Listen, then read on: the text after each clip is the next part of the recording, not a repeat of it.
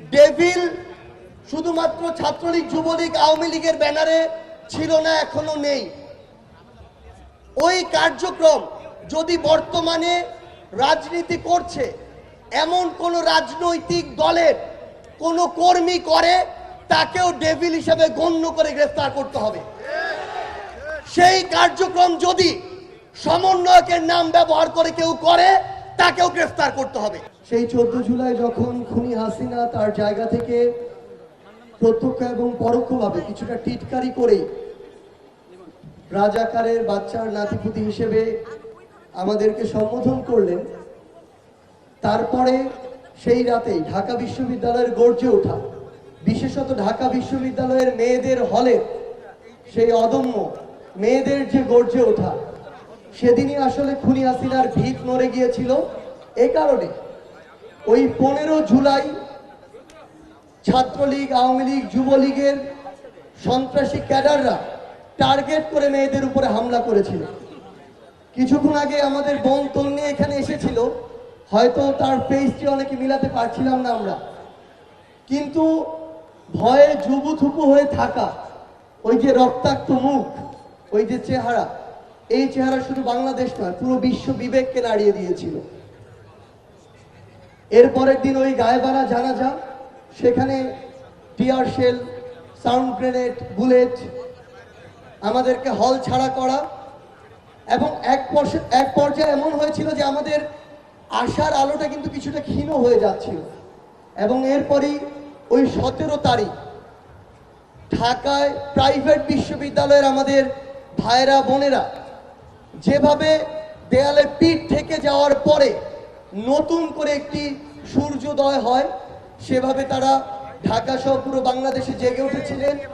এরপরে 18 জুলাই, 19 জুলাই মাদ্রাসা, school, college থেকে শুরু করে 5 আগস্ট পুরো বাংলাদেশের ছাত্র জনতা। আমরা আপনাদেরকে কৃতজ্ঞতা জানানোর পূর্বে আপনাদের কাছে ক্ষমা চাই এই কারণেই যে অভ্যুত্থানের পরে আজকে এভাবে আপনাদের সাথে আমাদের বসতে প্রায় 6 মাস লেগে গিয়েছে। আমরা শুধু আপনাদের কাছে কয়েকটি বিষয়ে অনুরোধ করব।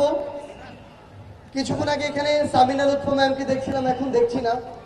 ডিবি অফিসে যখন আমাকে আর হাসনাতকে নাহিদ, আসিফ, বাকেরকে নিয়ে যাওয়ার একদিন পরে নিয়ে যাওয়া হচ্ছিল, তখন গাড়িটা যখন ডিবি অফিস দিয়ে ঢুকছিল গেট দিয়ে, আমরা দেখছিলাম সামিনা লুৎফা ম্যাম, তানজিম স্যার সহ আরো 5-6 জন শিক্ষক সেখানে গেটে দাঁড়িয়ে আছেন তার শিক্ষার্থীদের সেখান থেকে মুক্ত করার জন্য।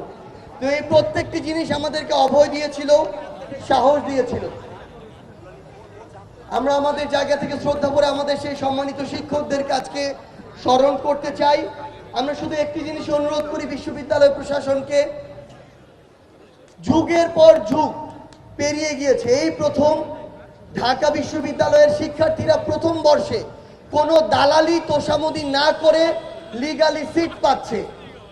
এই যে ধারা, এটা যেন অব্যাহত থাকে, কারণ এটা হচ্ছে নষ্টের গোড়া। এখান থেকে আবারও দালালি তোষামোদি শুরু হবে। এই ধারা অব্যাহত যেন থাকে, সিটগুলো যেন লিগালি পায়, বিশ্ববিদ্যালয় প্রশাসন যেমন সজাগ থাকবে, আমার সামনে থাকা আমার যোদ্ধারা যেন সজাগ থাকে। আরেকটি অনুরোধ করব সবশেষে, সেটি হচ্ছে স্বরাষ্ট্র মন্ত্রণালয় এবং অন্তর্বর্তীকালীন সরকার অপারেশন ডেভিল হান্ট চালু করেছে। ডেভিল শুধুমাত্র ছাত্রলীগ, যুবলীগ, আওয়ামী লীগের ব্যানারে ছিল না, এখনো নেই। ওই কার্যক্রম যদি বর্তমানে রাজনীতি করছে এমন কোন রাজনৈতিক দলের কোন কর্মী করে, তাকেও ডেভিল হিসেবে গণ্য করে গ্রেফতার করতে হবে। সেই কার্যক্রম যদি সমন্বয়কের নাম ব্যবহার করে কেউ করে, তাকেও গ্রেফতার করতে হবে। বাংলাদেশ থেকে স্বাধীনতা পরবর্তী সময়ে সকল ডেভিলের বিরুদ্ধে যথাযথ আইনানুগ ব্যবস্থা গ্রহণ করতে হবে, যেন রক্ত আর জীবনের বিনিময়ে অর্জিত এই নতুন স্বাধীনতা, এই নতুন জুলাই স্পিরিট কখনো বৃথা না যায়।